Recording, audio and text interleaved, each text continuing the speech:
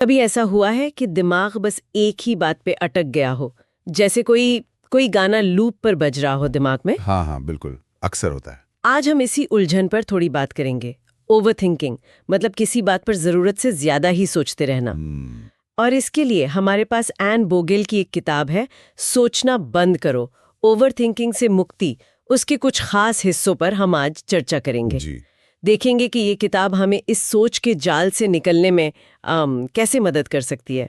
तो सबसे पहले ये ओवर थिंकिंग है क्या असल में? हाँ, देखिए किताब के मुताबिक ये सिर्फ सोचना नहीं है। अच्छा। ये है बिना किसी समाधान के एक ही विचार या चिंता में गोल गोल घूमते रहना। यूं समझिए। ओहो, मतलब कोई नतीजा नहीं निकलता? बिल्कुल नहीं।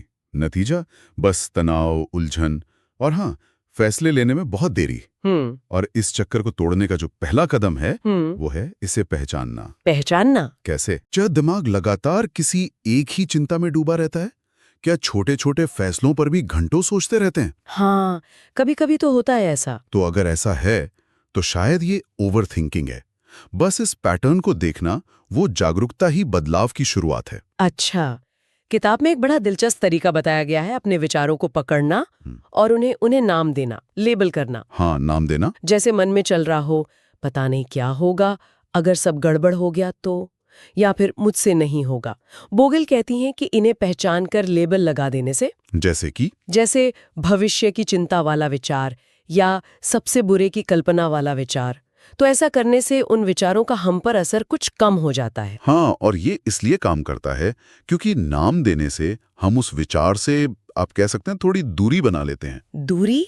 मतलब वो सिर्फ एक सोच रह जाता है, न कि कोई अटल सच्चाई। वो उसकी जो भावनात्मक पकड़ होती है ना, उसको ढीला कर देता है। अच्छा। बजाय इसके कि हम उस विचार में बह जाएं, हम उसे जैसे बाहर से देख पाते हैं। समझ गई। लेकिन क्या ये हर छोटी बड़ी सोच पर नजर रखना, ये अपने आप में थकाऊ नहीं हो सकता? अच्छा सवाल है। देखिए, किताब का जोर शायद उन विचारों पर ज्यादा है जो बार बार आते हैं और हमें परेशान करते हैं, वो वाले नेगेटिव लूप्स। अच्छा, जो अटक जाते हैं दिमाग में। हाँ, हर उड़ते हुए विचार को पकड़ना तो मुमकिन नहीं, शायद जरूरी भी नहीं। लेकिन जो विचार हमें जकड़ लेते हैं, उन्हें पहचानना और लेबल करना, वो काफी राहत दे सकता है। ये बात सही है। अच्छा, एक और प्रैक्टिकल तरीका जो किताब बताती है, वो है रोजमर्रा के छोटे मोटे फैसलों के लिए एक रूटीन बना लेना। जी, रूटीन। जैसे सुबह क्या पहनना है या नाश्ते में क्या होगा। इन चीजों को ऑटो पायलट पर डालने से बड़े और जरूरी फैसलों के लिए दिमागी ऊर्जा बचती है। बिल्कुल सही। ये बात उस चीज से जुड़ती है जिसे डिसीजन फटीग कहते हैं, मतलब फैसले ले लेकर थक जाना। हाँ, सुना है इसके बारे में। दिन भर में हम इतने छोटे छोटे चुनाव करते हैं कि हमारी जो मानसिक बैटरी है वो धीरे धीरे खत्म होने लगती है। रूटीन बनाकर हम इस ऊर्जा को बचा सकते हैं। और ये छोटे बदलाव मिलकर वाकई बड़ा फर्क लाते हैं। और मन को शांत करने के लिए किताब में जर्नलिंग और माइंडफुलनेस का भी जिक्र है शायद। हाँ बिल्कुल। जर्नलिंग यानी अपने विचारों को बस कागज पर उतार देना। ये एक तरह से दिमाग में घूम रही बातों को बाहर निकालने जैसा है। अच्छा। जिससे वो कम हावी महसूस होती हैं। और माइंडफुलनेस, वो है बिना किसी सही गलत के जजमेंट के पूरी सजगता के साथ वर्तमान पल में मौजूद रहना। जैसे कैसे करते हैं इसे? बहुत आसान है। जैसे अपनी सांसों पर ध्यान देना या कमरे में जो आवाजें आ रही हैं उन्हें बस सुनना बिना कोई राय बनाए।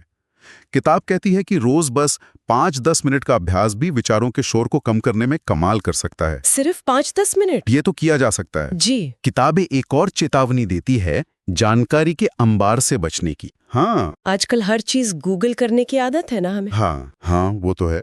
लेकिन बोगेल के अनुसार जरूरत से ज्यादा जानकारी या बहुत सारे विकल्प वो अक्सर फैसला लेना और मुश्किल बना देते हैं, जिसे शायद एनालिसिस पैरालिसिस कहते हैं। बिल्कुल, एनालिसिस पैरालिसिस, ये एक अहम नुक्ता है। इसका मतलब ये नहीं कि जानकारी ही ना लें, बल्कि सोच समझ कर लें।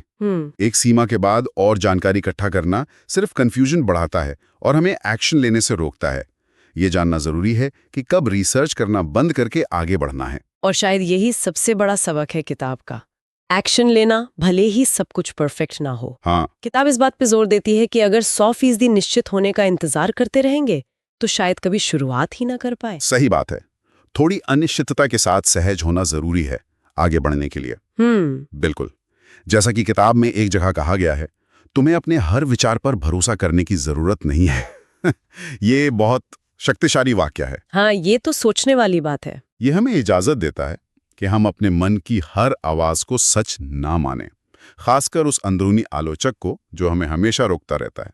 हम अपने विचारों पर सवाल उठा सकते हैं और फिर भी कदम आगे बढ़ा सकते हैं। तो कुल मिलाकर एन बोगल की किताब से हमने जो सीखा वो ये है कि ओवरथिंकिंग को पहचानना जरूरी है। हाँ, विचारों को लेबल करके उनकी पकड़ ढीली करना, छोटे फैसलों के लिए रूटीन बनाना, जर्नलिंग या माइंडफुलनेस से मन शांत करना, जानकारी के बोझ से बचना और सबसे जरूरी परफेक्ट पल का इंतजार छोड़कर एक्शन लेना। हाँ बिल्कुल, ये कुछ रास्ते हैं जो हमें सोच के इस जाल से बाहर निकाल सकते हैं। सही कहा। मतलब बात सोचने को पूरी तरह बंद करने की नहीं है। नहीं नहीं, बिल्कुल नहीं। बात है उन विचारों को नियंत्रित करने की जो हमें आगे बढ़ने से रोकते हैं। सोचना तो एक टूल है, उसे मालिक नहीं बनने देना है। अनावश्यक सोच पर लगाम कसना सीखना, बस यही कुंजी है। और जाते जाते सुनने वालों के लिए एक विचार छोड़ जाते हैं। अगर हमें अपने हर विचार पर भरोसा नहीं करना है, जैसा कि किताब कहती है, तो फिर ये कैसे तय करें कि कौन से विचार वाकई हमारे ध्यान के लायक हैं और कौन से महज शोर हैं? सोचिएगा जरूर इस पर। हाँ, ये एक अच्छा सवाल है सोचने के लिए।